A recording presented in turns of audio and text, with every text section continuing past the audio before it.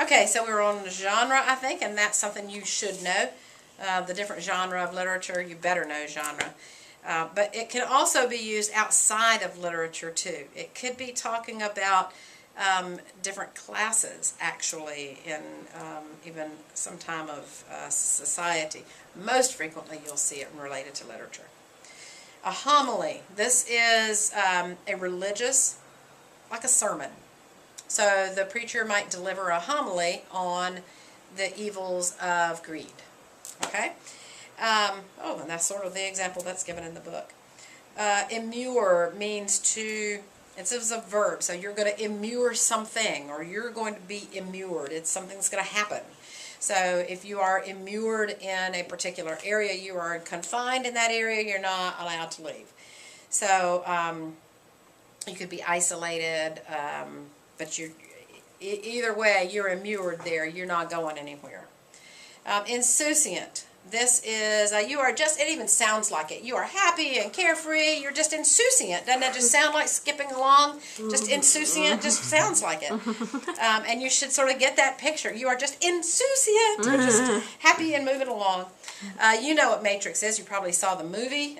Matrix is a mold or something that is a design, a pattern, something that happens in different directions in nature or it can be created, but it's a design pattern.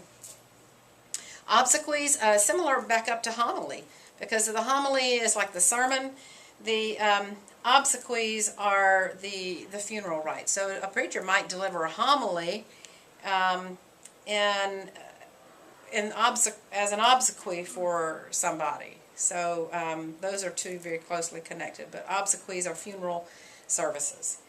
Panache is just stylish. It is like just there. You have a lot of panache. Panache is a noun, something that you would have. You don't panache something. That would make it a verb. It is not a verb. It's not a word even that we've turned into a verb. Panache is just something you got or you don't. You just got that little or you don't. You have that panache or you don't. You know people who have panache, and you know people who don't. Persona, you know this one, I'm sure, a character in a novel or play, or somebody or character that you take on the characteristics of somebody.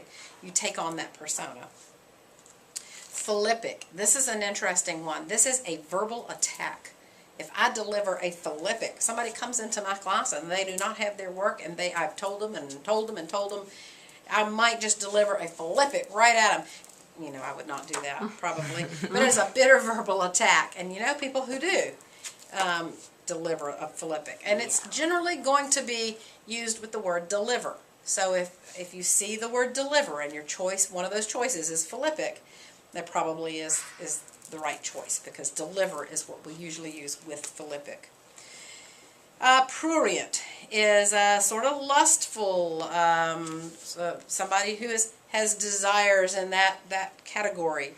A prurient novel would be one that is just a little bit sexy, a little edgy, and so that's what prurient means. And it doesn't look like it, does it? It's not a word that you would think means that. It looks sort of like a prude, but it's the opposite. So if you can think of prude, when you see prurient, and remember that it's not that, it's the opposite of that, then you're good to go.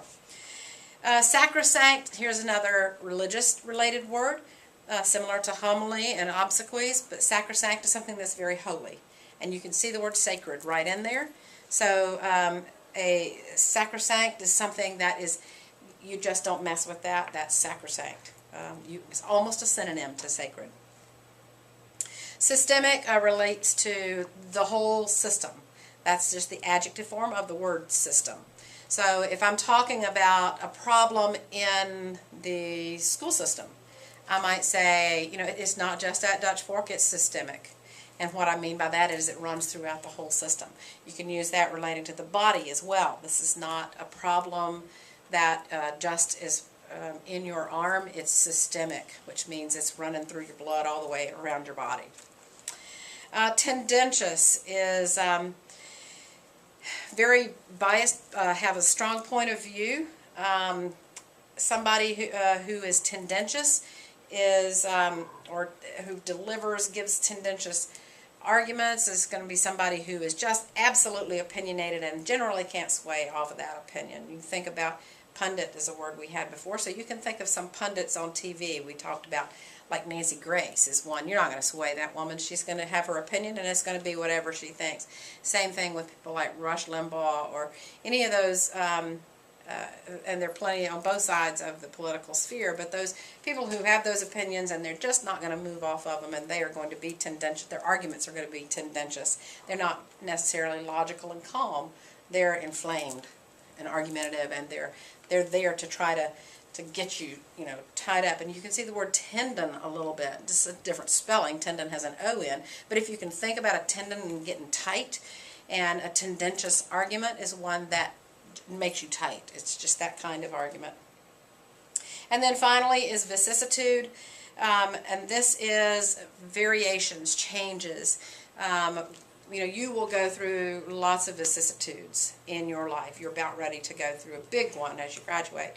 And so vicissitude is the ups and downs, the changes as you move through. You can see even that word looks like ups and downs, vicissitudes. And so if you can remember that sort of up and down pattern as it moves through life, then you got it. That's all 20 words. That's Unit 5, and you're good to go.